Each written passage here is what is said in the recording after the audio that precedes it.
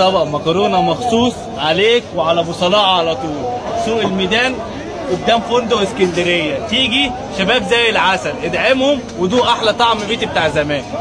سوق الميدان منشيه القديمه، هتمشي الشارع وهتخش هتلاقي عربيه جميله، عندك اخوك مصطفى بيعمل اكل زي العسل، خش وادعمه وشوف الجمال بتاعه.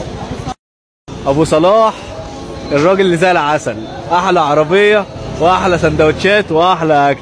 خش على الجمال وشوف يا ريس، مكرونه الجميله والطبق اللذيذ، عندك الكفته وعندك الصدوق. خش على ابو صلاح ونشوف الكلام. السلام عليكم ابو صلاح، عامل ايه؟ عندنا ايه يا باشا بالصلاه على النبي؟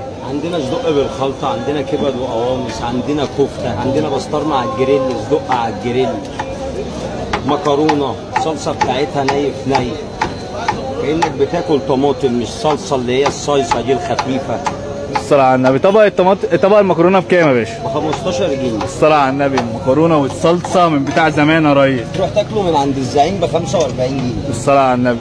عندنا هنا شاورما فراخ، شاورما لحمه، والكبد والقوانص حاجه بالصلاة على النبي، والكفته ما شاء الله عليك ما شاء الله، وكله على الجريل قدامك.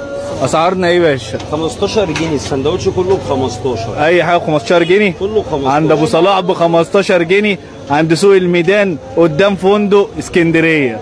تيجوا وتنورونا وتشرفونا، والراجل ده محترم قدام فيليب متقاس يا باشا. ابو صلاح واحد بس، الله يرزقك ويوسع رزقك. امين يا رب. ناكل كده بالصلاة على النبي. شغل بتاع زمان. وما أمروا إلا ليعبدوا الله مخلصين له الدين حنفاء ويقيموا الصلاة والزكاة وذلك دين القيمة. إن الذين كفروا من أهل الكتاب والمشركين في بسطرمة والجبنة بتشد، وديها في حتة تانية 10 على 10.